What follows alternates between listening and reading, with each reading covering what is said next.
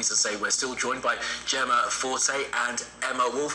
Gemma, Emma, thanks for being with us again. If you want the collective noun, by the way, for Gemma and Emma went together, check out Emma's Twitter page. You'll see it there. Let's begin, if we can, with the Observer. This is one of your stories, Gemma, and this is an exclusive, an investigation really by a journalist of the Observer into the asylum system and those plans that were put forward by Priti Patel to deal with people coming to this country.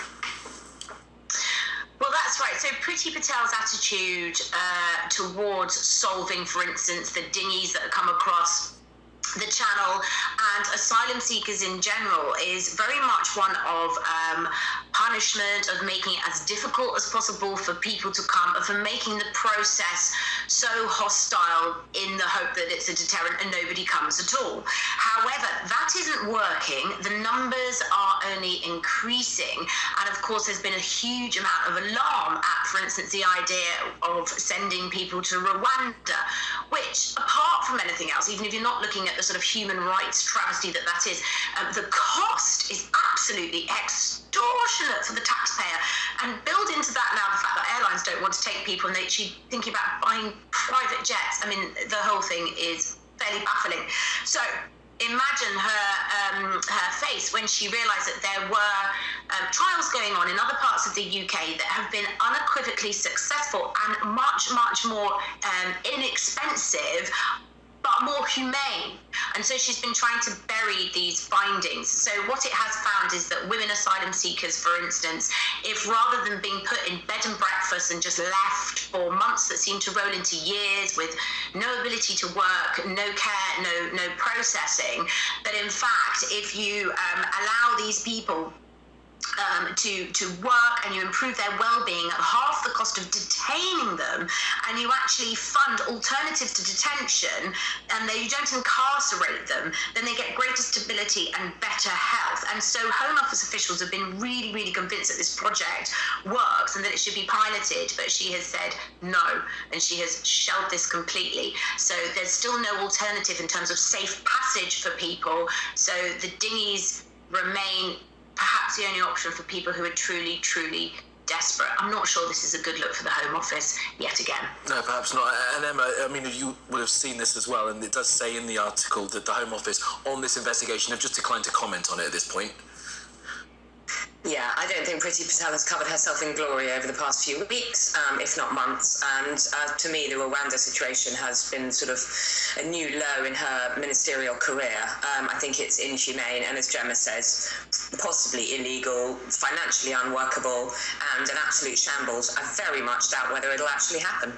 Absolutely not. Okay, well, let's go into the Sunday Times, the front page of the Sunday Times. This is a story that you've picked out, Emma, and I'm disappointed because I had a roast chicken for dinner last night, but apparently next time I buy one, it's going to cost me a bit more. And I've been a vegetarian for 20 years, so it sounds like my supermarket bills are possibly going to be slightly more affordable than yours. But the headline, Kamali, is cheap chicken may have had its chips, which is quite light-hearted, but actually it's a serious story. This is, part of the cost of living crisis. The cost of chicken could rise as high as beef. Beef costs around 3 times per kilo more than chicken. But we know that chicken has been a really important source of protein, an affordable, good source of protein for many families, for children especially. And so this rise is actually going to really impact people. The reason is that chicken feed is mostly made up of soya and wheat, and that, of course, comes in a large part from Ukraine. So the supply has been very much affected and disrupted by the invasion. And concerningly as well, eggs, which are another good source of affordable protein for people, are also it looks like the price of eggs is going to increase as well. So this is really concerning with the backdrop of the cost of living crisis, food price inflation up 15%. And I think people are going to be extremely worried as they go around the supermarkets in the next few months. Yeah, they definitely are.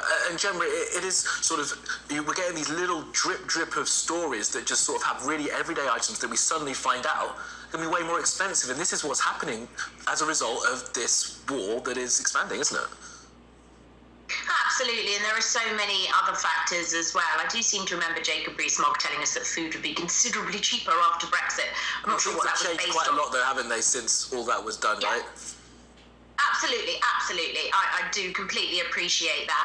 And this is where we need some dynamic action from Rishi Sunak in particular, because, you know, this idea that there's so much working poverty, certainly at the very, very least, people who are on benefit, that needs to raise, because the rate of inflation, the cost of living has soared, and there hasn't been an increase to reflect that. So people are just going under food banks. There's more food banks in the UK than there are McDonald's. So at the very least, that needs to happen to stop entire communities sort of breaking down, really. And then the further impact ripples out onto public services if people go under.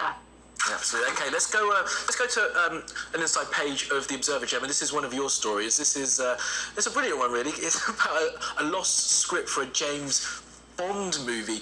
Tell us all about it. I mean, a lot of our viewers do love a good Bond. Oh, who doesn't? And as a writer, I find this really interesting as well, because Ian Fleming, of course, wrote the Bond novels, but what's fascinating is that he had a go at the first screenplay as well for Moonraker, and that never saw the light of day. Nobody wanted to take that on, and then eventually it was Cubby Broccoli and so on who adapted his novels and made the hugely successful Bond franchise. But it is interesting that had they gone with his version of the story, it would have been very different. There would have been no Miss Moneypenny, for instance. M was a slightly different character. So I just think from a creative point of view, this is an interesting story because it shows how one writer would write a completely different version of a book to another. And Emma, on that about screenwriters and authors, because of course it's famously said that Stephen King hated Stanley Kubrick's version of The Shining. Yeah, I'm sort of slightly out of the loop on Bond. I'm wondering, have we chosen a new Bond, or is Daniel Craig going to hang on and make a few more million and carry on for the next movie? I'm so sorry, I should have... I've lost track. Yeah, absolutely. Okay, well, look, good to get your opinions on those things, and thank you very much for being with us this morning. Lovely to talk to you. Lovely to see you again, Emma, and to see you, Gemma. Thank you again. We'll see you again soon. All right, well, plenty to come. More on Sky News at breakfast, as we will continue to tell you all about those calls for urgent reform in Parliament following a series of scandals involving MPs. And just yesterday, of course, one of them resigned for watching pornography on his phone.